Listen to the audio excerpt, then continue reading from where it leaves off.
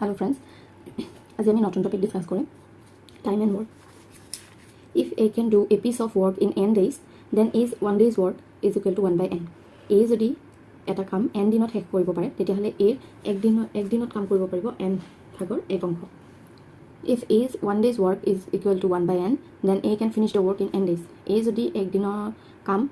দিনত কাম কৰিব পাৰে n ভাগৰ এক অংশ তেতিয়াহলে a কামটো n দিনত শেষ কৰিব পাৰিব এটা এক্সাম্পল লৈছো A takes 8 hours to do a job. B takes 10 hours to do the same job. How long should it take both A and B working together but independently to do the same job?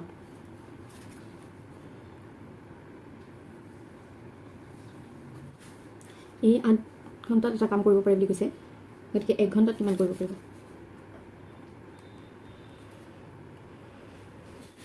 A 8 ঘণ্টাত এটা কাম শেষ কৰিব পাৰে গতিকে 1 ঘণ্টাত is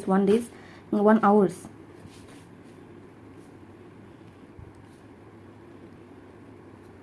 work হ'ব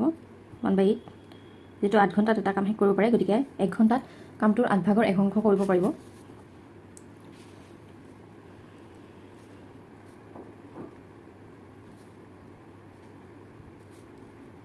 বিয়ে 10 ঘণ্টাত এটা কাম শেষ কৰিব পাৰে গতিকে 1 ঘণ্টাত 10 ভাগৰ 1 অংশ শেষ কৰিব পাৰিব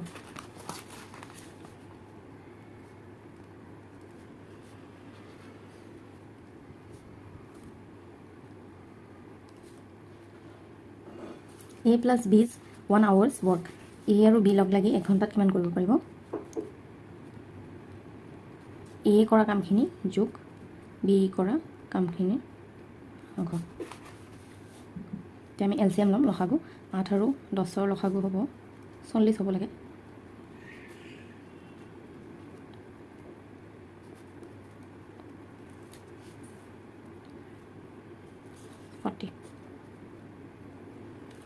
আঠেৰে 40ক 5 বাৰ যায় 5 into 1 5 প্লাস 10ৰে 40ক 4 বাৰ যাব 1 into 4 4 9 by 40 গতিকে ইয়াতে আমি পাইছিলো if is 1 day's work 1 by n হয় তেতিয়াহলে কামটো শেষ কৰিব পাৰিব n দিনত গতিকে 1 ঘণ্টাত যেহেতু ইমানখিনি কাম কৰিব পাৰে গতিকে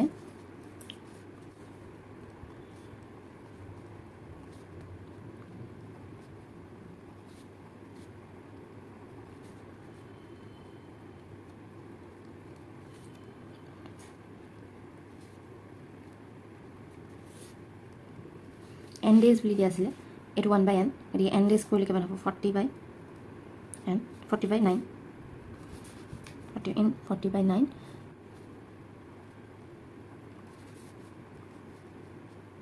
নৰে 4 গুণ 36 4 হ'ব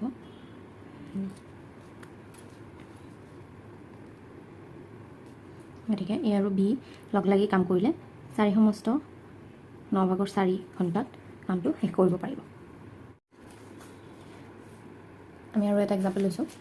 A does a work in 10 days and B does the same work in 15 days in how many days they together will do the same work A এটা কাম 10 দিনত কৰে আৰু B এ হেতু কামকে 15 দিনত কৰিব পাৰে in how many days তেওঁলোকে একেলগে কাম কৰিলে সেই কামটো কিমান দিনত শেষ কৰিব পাৰিব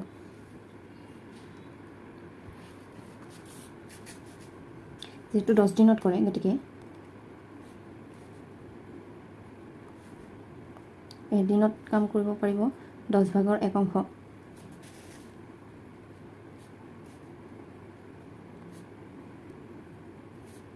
বিয়ে 15 দিনত কৰে গতিকে এদিনত কৰিব পাৰিব 15 ভাগৰ 1 অংশ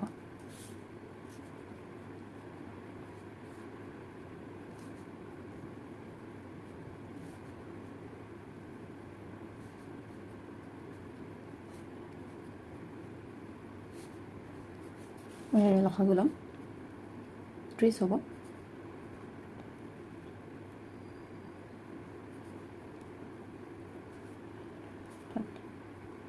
10ৰে 30ক 3 বাৰ যাব 1 into 3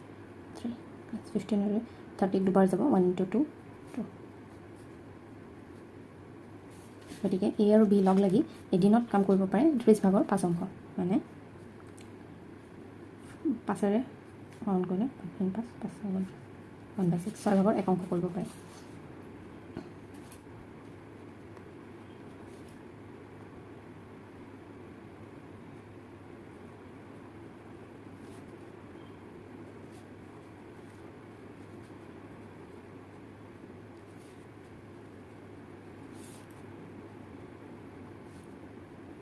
যেটো